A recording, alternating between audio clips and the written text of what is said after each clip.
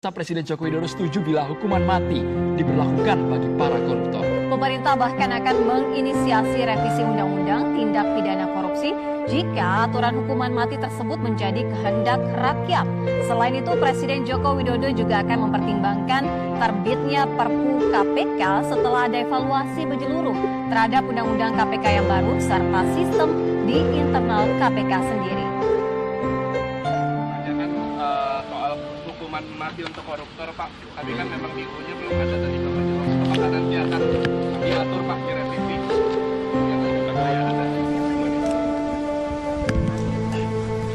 Itu yang pertama, kehendak masyarakat. Kalau masyarakat memang berkehendak seperti itu ya dalam rancangan undang-undang pidana, tipikor itu dimasukkan. Tapi sekali lagi juga tergantung kepada yang ada di legislatif.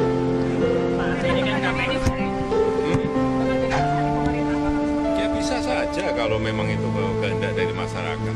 Pimpinan KPK berharap mengeluarkan Perpu KPK. Sampai detik ini kita masih melihat, mempertimbangkan, tetapi kan undang-undangnya sendiri belum berjalan.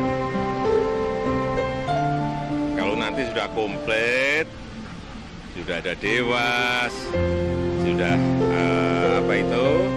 pimpinan KPK yang baru, nanti kita evaluasi lah. Saya kira kita ini perlu mengevaluasi ya, seluruh program yang hampir 20 tahun ini berjalan.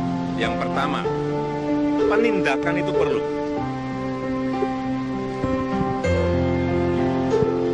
Tapi menurut saya kita harus pertama, pembangunan sistem itu menjadi hal yang sangat penting dalam rangka memberikan pagar-pagar agar penyelewengan, korupsi itu tidak terjadi. Pembangunan sistem. Yang kedua, menurut saya ini hal yang juga sangat penting, rekrutmen politik. Proses rekrutmen politik ini penting sekali. Jangan sampai proses rekrutmen politik membutuhkan biaya yang besar, sehingga nanti orang akan tengok-tengok untuk bagaimana pengembaliannya. Ini berbahaya sekali. Yang ketiga, menurut saya fokus. Kita ini fokusnya di apa dulu? Jangan semuanya dikerjain, nggak akan menyelesaikan masalah. Evaluasi-evaluasi seperti ini yang harus kita mulai koreksi, mulai evaluasi, sehingga betul-betul setiap tindakan itu ada hasilnya yang konkret, bisa diukur. Dan yang keempat menurut saya, OTT penindakan itu perlu. Tetapi setelah OTT, setelah penindakan, harus ada perbaikan sistem masuk ke sebuah instansi itu. Misalnya, sebuah provinsi benar-benar ditangkap, ya kan? Setelah ditangkap, mestinya sistem perbaikan itu masuk ke sana. Sistemnya masuk. Oleh sebab itu, saya nanti akan segera bertemu dengan KPK untuk menyiapkan hal-hal yang tadi saya sampaikan. Tangis menguasai pembongkaran lapak pedagang kaki lima di Kabupaten Rembang, Jawa Tengah. Sejumlah pedagang tidak terima lapaknya dibongkar paksa oleh Satpol PP.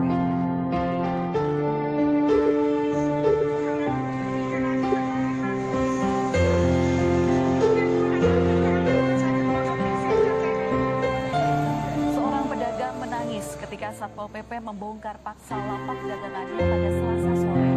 Dia mengaku relokasi lapak barunya masih sepi pembeli. Karena itu ia nekat berjualan di trotoar. Penertiban dilakukan karena pedagang masih membandel berjualan di area alun-alun Masjid Agung Lasem. Petugas menyita barang-barang pedagang hingga pedagang berjanji tidak akan berjualan lagi di sekitar alun-alun Lasem.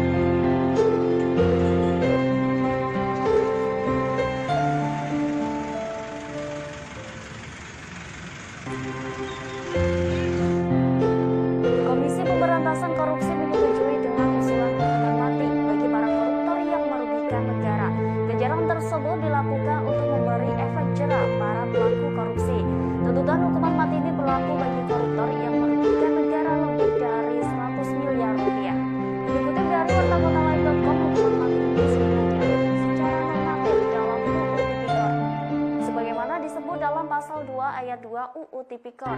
Hal itu diterangkan oleh PLT Juru Bicara KPK Ali Fikri pada Senin 28 Maret 2022. Ali menekankan kebijakan KPK saat ini tidak hanya berfokus memasukkan koruptor ke dalam penjara, ia juga mengupayakan hasil korupsi dapat dikembalikan ke negara melalui pengoptimalan peran unit aset tracking pada Direktorat Pengelolaan Barang Bukti dan Eksekusi atau Wabuksi maupun unit forensik accounting pada Direktorat Deteksi dan Analisis Korupsi. Sebelumnya, anggota Komisi 3 DPR Habibur Rahman mengusulkan Kejaksaan Agung untuk menuntut hukuman mati kepada para koruptor di atas 100 miliar rupiah. Habibur Rahman menilai hukuman tersebut dapat menimbulkan efek jerah sekaligus menyelamatkan keuangan negara. Ia juga mengusulkan strategi penyelamatan keuangan negara tak hanya dilakukan dalam tindak pidana korupsi, melainkan di bidang ekonomi lain yang merugikan keuangan negara dan merusak sistem ekonomi negara.